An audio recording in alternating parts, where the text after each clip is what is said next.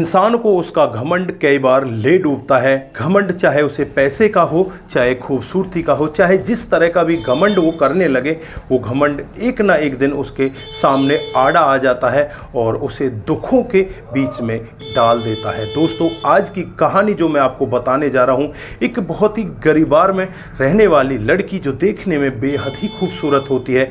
दोस्तों, कॉलेज में पढ़ती है और यहाँ पर एक करोड़पति बाप का इकलौता बेटा उसे पसंद कर लेता है। लड़का उस लड़की से शादी करना चाहता है, तो यहाँ पर इन दोनों की शादी भी हो जाती है। लेकिन शादी करने के बाद जब ये लड़की अपनी ससुराल में पहुँचती है तो धन दौलत को, नौकर चाकरों को देखकर इसको ऐसा घमंड आ जाता है। ना तो ये अपने सास को देखती, ना ससुर को देखती, पूरा घमंड करने लगती है। यहाँ तक कि अपने पति से भी लड़ जाया करती। दोस्तों, इन दोनों का फिर कुछ ही दिनों में बिगाड़ होने लगता है और बिगाड़ यहाँ तक हो जाता है, दोनों का तलाक हो जाता है।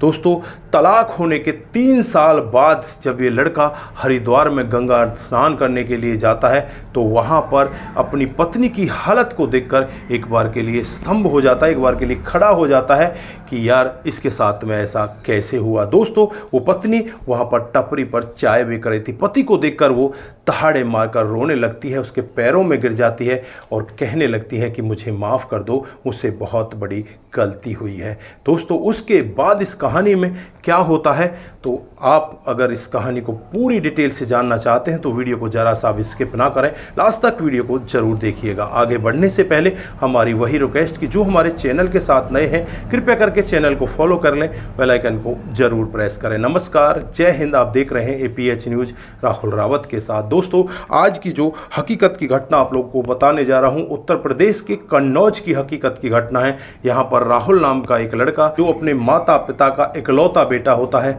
माता पिता के पास धन दौलत की कोई कमी नहीं होती, करोड़पति ये बेटा होता है। दोस्तों, ये कॉलेज में जाया करता तो सामने एक लड़की को देखता है और उस लड़की की खूबसूरती को देखकर उसका दीवाना हो जाता है। लड़की का नाम नेहा होता है। दोस्तों, लड़की के परिवार में उसकी विधवा माँ होती है और उसका एक छोटा भाई था, वो भी अब इस जहां में नहीं है, क्योंकि जब पिता की मौत हुई थी तो पिता की मौत के साथ ही उसकी भी मौत हो गई थी। दोनों बाइक से कहीं से आ रहे थे, तभी रास्ते में रोड एक्सीडेंट होता है और यहाँ पर पिता और बेटे दोनों का ही वहीं पर देहांत हो जाता है। पर जो विधवा माँ होती है, अपनी बेटी को जैसे तैसे कर पाल रही होती है, उसे कॉलेज में एडमिशन दिला देती है।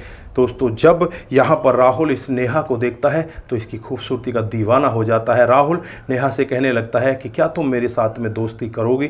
तो यहाँ पर नेहा को भी राहुल अच्छा लगता है, दोनों की आपस में दोस्ती हो जाती है। दोस्ती इस कदर आगे बढ़ जाती है, राहुल यहाँ पर नेहा से कहने लगता है कि मैं तुम्हारे साथ में शादी करना चाहता हूँ। नेहा को भी पता होता है कि राहुल बहुत धनी बाप का बेटा है। तो यहाँ पर जो नेहा होती है वो कहने लगती है कि राहुल, भला ऐसा कैसे हो सकता है, तुम तो बहुत धनी हो और मैं गरीब हूँ, हमारी शादी कैसे होगी।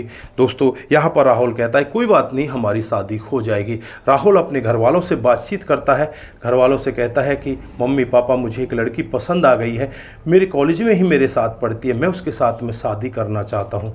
दोस्तों, यहाँ पर माता पिता भी हाँ में जवाब दे देते, कहते कि ठीक है, कोई बात नहीं बेटा, तू उसके साथ आराम से शादी कर ले। इधर जो लड़की होती है वो अपनी माँ को बताती है कि माँ, इस तरह से एक लड़का मुझे बहुत ज़्यादा चाहने लगा, बहुत ही धनी परिवार का लड़का है, वो मुझसे शादी करना चाहता है। लेकिन यहाँ पर माँ कहती है कि बेटा, हमारे पास दान दहेज को तो कुछ है ही नहीं, हम उसके साथ तेरी शादी कैसे करेंगे। नेहा यहाँ पर राहुल के पास फ़ोन करती है, उससे कहती है कि मेरी माँ ने मुझसे ये कहा है कि हमारे पास दान दहेज को तो कुछ है ही नहीं, हम शादी भला कैसे करेंगे। तो यहाँ पर राहुल उसे जवाब देता है कि दान दहेज की हमें ज़रूरत नहीं है, तो मैं कपड़े भी खरीदने की ज़रूरत नहीं, शादी में जो खर्चा होगा वो सब मैं करूँगा। दोस्तों, यहाँ पर जब माँ ये पूरा वाक्य सुनती है तो माँ भी तैयार हो जाती है और फिर यहाँ पर एक गेस्ट हाउस बुक किया जाता है। उसमें दोनों की बड़ी ही धूमधाम से रीति रिवाज के हिसाब से शादी कर दी जाती है। राहुल का परिवार ही यहाँ पर शादी का पूरा खर्चा उठाता है, यहाँ तक कि जो उसे कपड़े मिलते हैं, जो लड़की को कपड़े मिलते हैं जो उसने पहन रखे होते हैं, वो भी राहुल का परिवार ही उसे लेकर देता है। दोस्तों, शादी हो जाती है। शादी होने के बाद नेहा जब पहली बार अपनी ससुराल में जाती है तो ससुराल की चकाचौंध को देखकर एक बार के लिए वो बावली सी हो जाती है, क्योंकि वहाँ पर तो वो गरीबी में दिन काट रही थी, यहाँ पर उसे चारों तरफ नौकर मिलते हैं। यहाँ उसे कुछ करने की ज़रूरत नहीं है, बस उसे ऑर्डर देना है, हर सामान उसके कमरे में आ जाता। दोस्तों यहाँ पर वो बहुत ज़्यादा खुश होती है और खुश होकर वो इतनी ज़्यादा अपने आप में खो जाती है कि वो बहुत बड़ी घमंडिन हो जाती है। उसके अंदर बहुत बड़ा घमंड भर जाता है। वो बस यही सोचने लगती है कि जो मैं कह रही हूँ वो उचित है। कई बार तो जो उसके सास ससुर उसे समझाया करते, एक बालक की तरह उसे प्यार दिया करते, दुलार दिया करते, उनसे ही वो लड़ जाया करती। एक दिन का क्या होता है, वो अपने पति से भी लड़ जाती है। पति उसे यही समझाता है कि तुम माता पिता के साथ मत लड़ा करो, तुम्हें पता नहीं ये माता पिता मेरे लिए क्या है। दोस्तों यहाँ पर वो कहती है कि तुम्हारे लिए तुम्हारे माता पिता ही ज़्यादा ज़रूरी हैं, मैं ज़रूरी नहीं हूँ, मैं इस घर को छोड़कर जा रही हूँ। दोस्तों वहाँ से वो अपना बैग पैक करती है और सीधे अपनी माँ के पास पहुँच जाती है। दोस्तों धीरे धीरे लगभग 6 महीने का समय बीत जाता है। अब यहाँ पर जो लड़का राहुल होता है, उसके माता पिता उससे कहने लगते हैं कि बेटा घर चला जा और बहू को लिया, काफ़ी दिन हो चुके हैं, अब तो उसका गुस्सा शांत हो चुका होगा। राहुल माता पिता की बात मानकर सीधे उस लड़की के घर पर पहुँच जाता है। वहाँ उसकी माँ से भी कहता है और नेहा से भी कहता है कि नेहा तुम मेरे साथ में चलो और अब तुम्हारा गुस्सा भी ठंडा हो चुका होगा। लेकिन नेहा यहाँ पर मानती नहीं। वो तो ये कहती है कि तुम तो अपने माता पिता की बातें मानते हो, मेरी तो बातें मानते ही नहीं, मैं वहाँ पर नहीं रह सकती। अगर मैं वहाँ पर रहूँगी तो तुम्हें अपने माता पिता से अलग होना होगा। दोस्तों यहाँ पर राहुल इस सब के लिए राजी नहीं होता और वहाँ से वो चुपचाप अपने घर आ जाता है। घर आने के बाद माता पिता को ये पूरा वाक्य बताता है। माता पिता भी दुखी होते हैं। इधर जो नेहा होती है उसे घमंड होता है कि तेरी जैसी खूबसूरत बहू तो इनको दोबारा मिलेगी ही नहीं, तू ही यहाँ पर इनके लिए सबसे बेस्ट है, इसलिए ये दोबारा आएंगे, इनके माता पिता भी आएंगे, वो भी तुझसे माफ़ी मांगेंगे और यही कहेंगे कि दोबारा बेटा हमसे गलती नहीं होगी, तू घर पर चल। इस तरह का घमंड अपने दिल में लेकर वो ना तो राहुल के पास फ़ोन करती, ना ही कभी जाने की कोशिश करती। 1 साल बीत जाता है और 1 साल बाद ये यहाँ पर इतना गलत काम कर देते हैं। माँ बेटी दोनों के दोनों कोर्ट में पहुँच जाती हैं और इन लोगों के खिलाफ दहेज का मामला दर्ज करवा देती हैं। दोस्तों यहाँ पर राहुल के परिवार ने इनसे फूटी कौड़ी तक नहीं ली थी। जो लड़की कपड़ा पहनकर आई थी वो कपड़ा भी राहुल का परिवार ही लेकर आता है, लेकिन यहाँ पर ये लोग झूठा केस उनके ऊपर डाल देते हैं। अब राहुल को और राहुल के माता पिता को इस बात का बहुत बड़ा सदमा लगता है। दोस्तों बात बिगड़ती चली जाती है, कोर्ट में मामला चलता रहता है। चलते चलते एक दिन फाइनल स्टेज पर भी पहुंच जाता है। यहाँ पर जज साहब इनसे कहते हैं कि क्या तुम दोनों एक दूसरे के साथ रहना चाहते हो? तो लड़की यहाँ पर भागकर बोलती है नहीं, मैं इनके साथ नहीं रह सकती। दोस्तों अब यहाँ पर फैसला सुनाया जाता है।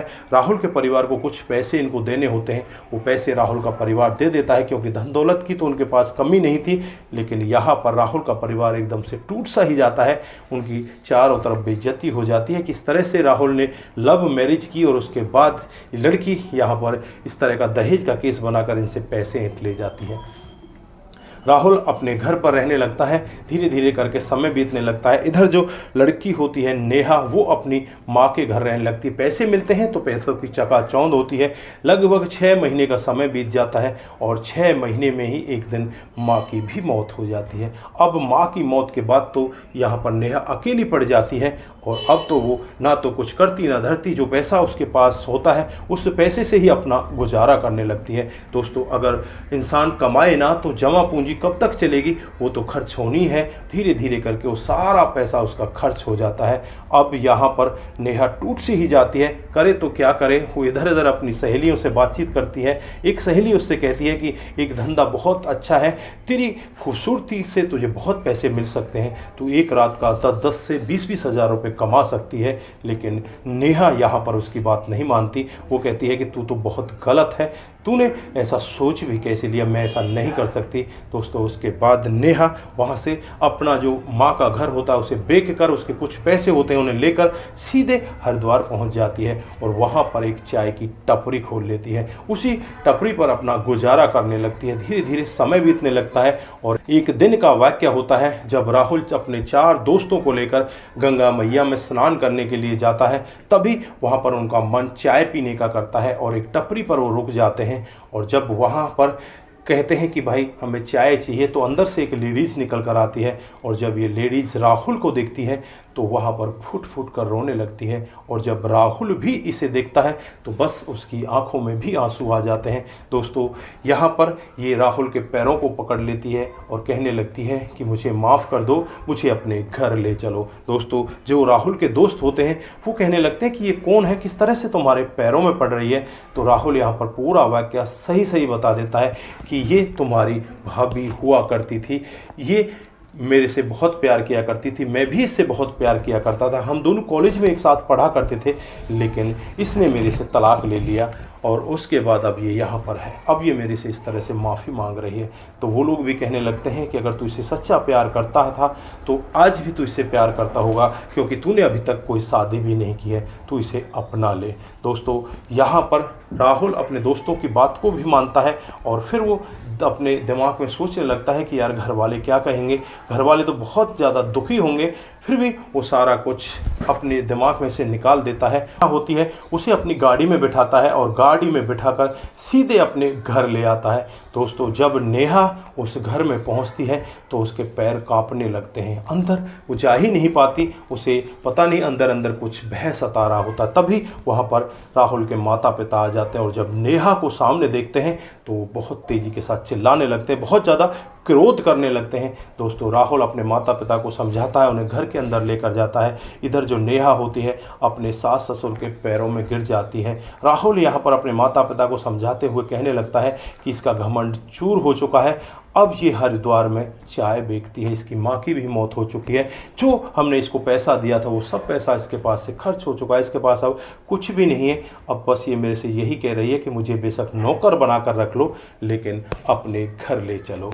तो यहाँ पर माता पिता के पैरों में वो पड़ी होती है, पैरों में पड़ी पड़ी वो यही कह रही होती है कि माँ बाबूजी मुझे माफ़ कर दो, मैंने आपके प्यार को कभी समझा ही नहीं, मुझे माफ़ कर दो, मुझसे बहुत बड़ी गलती हुई है। दोस्तों यहाँ पर उन बुजुर्ग माता पिता को भी थोड़ी सी दया आ जाती है और उसके बाद उसे उठाते हैं और कहते हैं कि ठीक है कोई बात नहीं, तुम हमारे घर में रह सकते हो। उस दिन के बाद से ये घर बिल्कुल स्वर्ग बन जाता है, लेकिन चोट लगने के बाद ये स्वर्ग बनता है। अगर ये लड़की पहले ही इस घर को इस तरह से रखती, इन माता पिता को जो सास ससुर हैं इसके, इनको अच्छे से रखती, तो आज उसे ये दिन नहीं देखने पड़ते। बाकी मैं तो यही कहता हूं, अगर कोई चोट लग कर भी संभल जाए तो वो भी बहुत बड़ी बात है। दोस्तों अब इनका परिवार बहुत ही बेहतर तरीके से चल रहा है। दोस्तों अब इन्हें आपस में मिले हुए लगभग 1 से 1.5 साल का समय बीत जाता है और इनको बहुत ही सुंदर एक बेटा पैदा होता है। दोस्तों अब इनका जीवन बहुत ही बेहतर तरीके से चल रहा है। तो यहाँ पर आप लोग क्या कहना चाहते हैं, आपकी जो भी राय है एक बार कमेंट बॉक्स में जरूर दीजिएगा। दोस्तों मैं उन लोगों से कहना चाहता हूं जो लोग आवेश में आकर, क्रोध में आकर गलत कदम उठा लेते हैं और उनका नतीजा बहुत ही गलत होता है। दोस्तों मैं तो यही चाहता हूं कि कोई भी व्यक्ति ऐसा गलत कदम ना उठाए जिससे कि उनका घर टूट जाए। दोस्तों घर टूटने में 1 मिनट लगता है और उसे जोड़ने में सदियां गुजर जाती हैं। कभी भी ऐसा गलत काम ना करें जैसा यहाँ पर इस नेहा ने किया था और बाद में फिर इसे पछताना पड़ा। तो दोस्तों आप लोग अपना ख्याल रखें, अपने परिवार का ख्याल रखें, रिश्तों की अहमियत को ज़रूर समझें। अगर छोटी मोटी लड़ाई भी हो जा रही है तो उसे घर में ही निपटा लें। तो दोस्तों आप सभी का बहुत बहुत धन्यवाद। इसी तरह से हमें देखते रहें। नमस्कार, जय हिंद, जय भारत।